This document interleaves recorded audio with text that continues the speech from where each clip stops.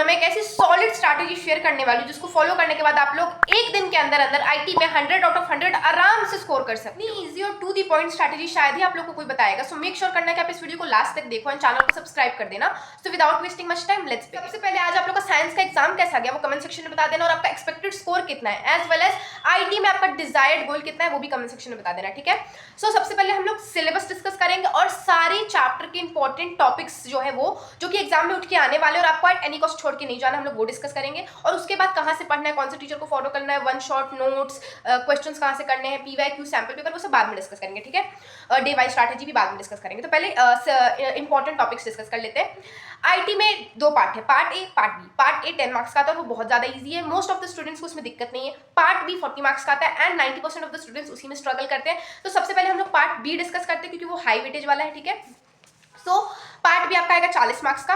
Part B में जो आपका पहला यूनिट है वो है डिजिटल डॉक्यूमेंटेशन, जो कि आपका आएगा 8 मार्क्स का आएगा। उसमें जिन टॉपिक्स को आपको अच्छे से करके जाना है वो है स्टाइल एंड फॉर्मेटिंग, ठीक है, इमेज इंसर्ट कैसे करते हैं और एडिट कैसे करते हैं वो एक बार पढ़ लेना क्योंकि उससे MCQs as well as writing section में क्वेश्चंस आते हैं। उसके बाद से टेबल ऑफ कंटेंट करके जाना है, मेल मर्ज करके जाना है और टेम्पलेट्स करके जाना है। तो ये 5 टॉपिक्स आपको ये डिजिटल डॉक्यूमेंटेशन से अच्छे से करके जाना है। आपको टाइम ना मिले बाकी सब आप छोड़ सकते हो, लेकिन ये एट एनी कॉस्ट आपको करके जाना है। जो नेक्स्ट यूनिट है वो है इलेक्ट्रॉनिक स्प्रेडशीट, जिससे 10 मार्क्स के क्वेश्चंस आएंगे। तो इससे आपको करके जाना है गोल सीक्वेंस सिनेरियोज, इससे सीधे उठ के एमसीक्यूज और राइटिंग सेक्शन में सीधे उठ के डेफिनेशंस पूछ लिए जाते हैं, तो ये करके जाना है। मैक्रोस करके जाना है, ये मेरे सेट में भी आया था। लिंकिंग डाटा, शेयरिंग स्प्रेडशीट, ये तो बहुत बेसिक है, तो करके जाना ही। तो जो नेक्स्ट यूनिट है वो है डाटाबेस मैनेजमेंट सिस्टम, जिससे 12 मार्क्स के क्वेश्चंस आएंगे। सो इसमें आपको आरडीबीएमएस का बेसिक्स कर लेना है, ठीक है। उसके बाद से फॉर्म्स एंड रिपोर्ट्स ये कर लेना क्योंकि मेरे सेट में आया था, फॉर्म से सीधे राइटिंग सेक्शन में क्वेश्चन आया था, वो कर लेना। रिलेशनशिप्स जो टॉपिक है जिसमें सिंगल डबल है वो वाला कर लेना, ठीक है।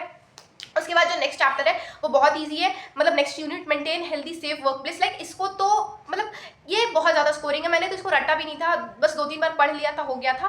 सो 3 जो इसके टॉपिक्स अच्छे से कर लेना, safety measures, quality measures and accident measures, ये तीनों अच्छे से कर लेना। अब आते हैं पार्ट ए पे। पार्ट ए बहुत ज़्यादा ईजी है, लाइक लिटरली पार्ट ए में से 90% ऑफ द क्वेश्चन एमसीक्यू होने वाले हैं।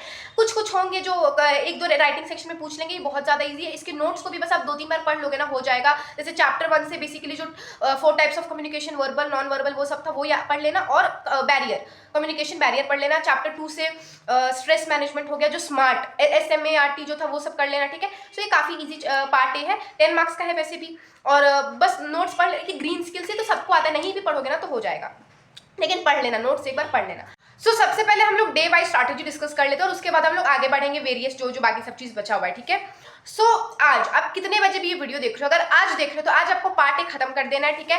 2 आवर्स मोर देन इनफ है पार्ट ए खत्म करने के लिए। अगर आप रटोगे भी ना, याद भी करोगे, फिर भी 2 आवर्स मोर देन इनफ है। ज़्यादा कुछ आपको करना नहीं, कुछ गिने चुने टॉपिक्स जैसे कि स्मार्ट हो गया, stress management, barriers of communication, types of communication, green skills और जो वेरियस टॉपिक्स हैं इंपॉर्टेंट, आपको बस उसी को पढ़ना है, ठीक है।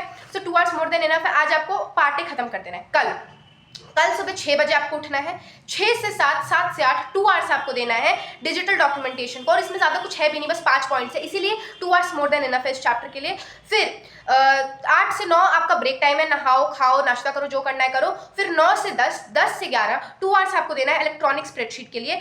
मतलब इसमें ज़्यादा कुछ है नहीं, गोल सीक्वेंस एंड सिनेरियोज, इसका तो बेसिकली बस डेफिनेशन ही है, मैक्रोस का भी डेफिनेशन है, लिंकिंग डाटा और शेयरिंग स्प्रेडशीट, ये आपको थोड़ा समझना पड़ेगा। लेकिन हाँ, पहले 1 घंटा के अंदर अंदर सारा लर्न करने वाला पार्ट कर लेना और फिर अगले 1 घंटा के अंदर अंदर ये लिंकिंग डाटा और शेयरिंग स्प्रेडशीट वाला पार्ट कर लेना। इसके लिए भी 2 आवर्स इनफ है, ठीक है। 5 से 10 मिनट का ब्रेक ले सकते हो, ठीक है। उसके बाद 11 से 12, 12 से 1, 1 से 2, 3 आवर्स देने हैं आपको डाटा बेस मैनेजमेंट सिस्टम, क्योंकि ये 12 मार्क्स का है। एज वेल एज ये मेरे को लगता था टाइम कंज्यूमिंग चैप्टर। मैंने अपने फ्रेंड से पूछा, फ्रेंड सर्कल में, उन लोगों को भी ये टाइम कंज्यूमिंग चैप्टर लगता था। सो इसके लिए 3 आवर्स, ठीक है। इसमें आरडीबीएमएस का basics, forms and reports and types of relationship सब कर लेना, ठीक है।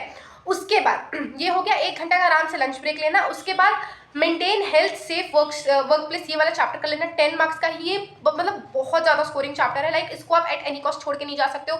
मेरे को तो इसको टाइम भी नहीं लगा था, मतलब मैंने इसको रटा भी नहीं था, मैंने इसको लर्न भी नहीं किया था, मैंने 2 से 3 बार बस इसको पढ़ा था, हो गया था ये। इसमें 3 इंपॉर्टेंट टॉपिक्स मैंने आपको बता रखा है। फिर 4 बजे तक आपका ये हो जाना चाहिए, ठीक है। 4 से 5 1 घंटा आपके पास एक्स्ट्रा टाइम है, ठीक है। आपको पार्ट ए में कोई भी टॉपिक हार्ड लगा है, पार्ट बी में कोई भी टॉपिक, कोई भी चैप्टर, कोई भी स्पेसिफिक पॉइंट आपको हार्ड लगा, आप रिवाइज कर सकते हो उस 1 घंटा में, ठीक है। फिर 5 के बाद हम लोग 5 से 10, 11, 12 depending on you question practice करेंगे, ठीक है। और एक और चीज, जब आप चैप्टर पढ़ना स्टार्ट करोगे तो आपको कैसे पढ़ना है, पहले आपको देखना है वन शॉट, ठीक है। वन शॉट देख सकते हो या तो पूरा पार्ट का देख सकते हो या फिर स्पेसिफिक चैप्टर का देख सकते हो। आपको किसका देखना है यहाँ पे मैं लगा दूंगी, ऐसे एनिमेटेड वीडियोस देख सकते हो, 5-5 मिनट में एक चैप्टर हो जाएगा, ठीक है। उसके बाद आपको नोट्स याद करना है और उसके बाद जब सारा नोट्स याद हो जाएगा तब रात के 5 से 10 आपको आराम से बैठ के क्वेश्चन प्रैक्टिस करना है, ठीक है। ये मैं आगे डिटेल में एक्सप्लेन करूंगी। सो आप आगे आते हैं नोट्स पे, ठीक है। मैं आपको 2 रिसोर्सेज रिकमेंड कर सकती हूँ, आपको जो अच्छा लगे आप उसको फॉलो कर लेना, ठीक है। पहला है गूगल पे एक वेबसाइट है, वहाँ पे बहुत अच्छे नोट्स आप उसको फॉलो कर सकते हो। मैं उसका लिंक डिस्क्रिप्शन बॉक्स या फिर कमेंट सेक्शन में दे दूंगी अगर मेरे को मिलेगा तो। या फिर आप गूगल पे जाके जब सर्च करोगे ना, for example class 10 IT electronic spreadsheet notes, तो जो सबसे पहला जो आएगा ना वो वही वाला होगा वेबसाइट, ठीक है। या फिर प्रशांत भैया के नोट्स, जब मैं ये वीडियो रिकॉर्ड कर रही हूँ तब तो भैया ने अभी वो वीडियो IT का इस साल का पोस्ट नहीं किया है, शायद जब मैं ये पोस्ट कर दूंगी तो वो वीडियो भी आ गया होगा। भैया जो IT के लिए वीडियो लाएंगे तो उसमें वो नोट्स प्रोवाइड कर देंगे, ठीक है। या फिर उनका पिछले साल का ऑलरेडी वीडियो है जिसमें उन्होंने नोट्स ऑलरेडी दे रखा है, ठीक है। तो आप वो भी नोट्स उन नोट्स से भी लर्न कर सकते हो, या फिर इस साल का जो आएगा उससे भी कर सकते हो, या फिर आप गूगल वाले से भी कर सकते हो, वो भी बहुत अच्छा है। मैंने मतलब 90% ऑफ द चैप्टर्स गूगल वाले से किया था क्योंकि मैंने already pre boards periodic test के टाइम उसी से कर रखा था, सो मैंने उसी से किया था। और जो कुछ बचा हुआ था वो मैंने प्रशांत भैया के नोट से किया था, तो बेसिकली मैंने मिला के किया था। आप अपने हिसाब से देख लेना आपको किससे करना है, आपको ज्यादा कौन सा अच्छा लग रहा है, ज्यादा ईजी कौन सा लग रहा है। सो नोट्स के लिए हो गया। अब नोट्स आपने लर्न कर लिया, क्वेश्चन। सो अब आते हैं क्वेश्चन प्रैक्टिस पे कहाँ से करना है। शाम के 5 से रात के 10, 11, 12 डिपेंडिंग ऑन यू, आपके पास काफी सारा टाइम है, आप बहुत सारे क्वेश्चन प्रैक्टिस कर सकते हो। तो जो आपको पहला चीज करना है वो है 2025 का मतलब CBSE का ऑफिशियल PYQ आपको सॉल्व करना है, मतलब पिछले साल का ऑफिशियल पेपर IT का आपको सॉल्व करके जाना है। सो क्योंकि वो बहुत रिसेंट ईयर का, इसलिए वो बस एक पेपर सॉल्व कर लेना, 5 से 6 1 घंटे के अंदर अंदर हो जाएगा, ठीक है।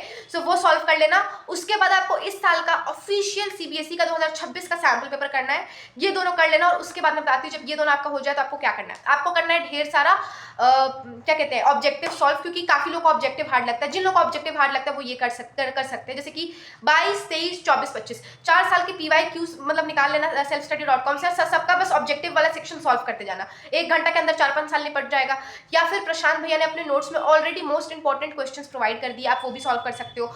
या फिर आप जो नोट्स जो गूगल से याद करोगे वहां पे भी मोस्ट रिपीटेड क्वेश्चंस ऑलरेडी है, सो आप वो भी जाके सॉल्व कर सकते हो। वहां से भी 3 जगह मतलब 3 रिसोर्सेज आपके पास क्वेश्चन प्रैक्टिस करने के लिए, आप तीनों से कर सकते हो। या फिर आप गूगल पे भी सर्च कर सकते हो, मोस्ट रिपीटेड क्वेश्चंस आपको कहीं भी मिल जाएगा, ठीक है।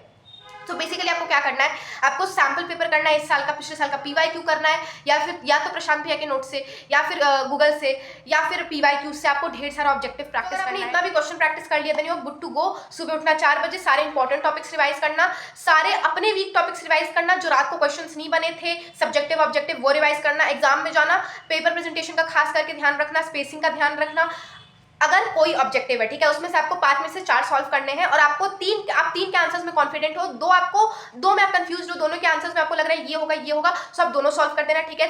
5 में से जो 4 सही होंगे उसी का मार्क्स मिलेगा। लाइक मैं ये सबके लिए बता रही थी, लाइक जितने भी ऑब्जेक्टिव्स होंगे अगर आपको डाउट हो रहा है तो आप सारे ऑब्जेक्टिव सॉल्व कर देना, जो भी 5 में से 6 में से जो भी 5 सही होंगे आपको उन्हीं 5 के मार्क्स मिलेंगे। 4 में से मतलब 5 में से जो भी 4 सही होंगे आपको उसी के मार्क्स मिलेंगे। सो ये आप कर सकते हो, ये ट्रिक है। उसके बाद से अच्छे से लिखना, ठीक है, हड़बड़ाना मत, आराम से पेपर लिखना, अच्छा जाएगा आपका पेपर और आप पेपर फोड़ के आओगे। अगर आपको संस्कृत के लिए वीडियो चाहिए तो कमेंट कर देना। एंड गाइस इसमें हम्बल रिक्वेस्ट, प्लीज सब्सक्राइब कर देना, क्योंकि मेरे कुछ स्टोरेज इशू की वजह से मेरे को पूरा दिन लग गया इस वीडियो को बनाने में। सो मेक श्योर करना कि आप इस वीडियो को सब्सक्राइब कर दो, ठीक है। मिलते हैं नेक्स्ट वीडियो में, बाय बाय, टिल देन पढ़ते रहो।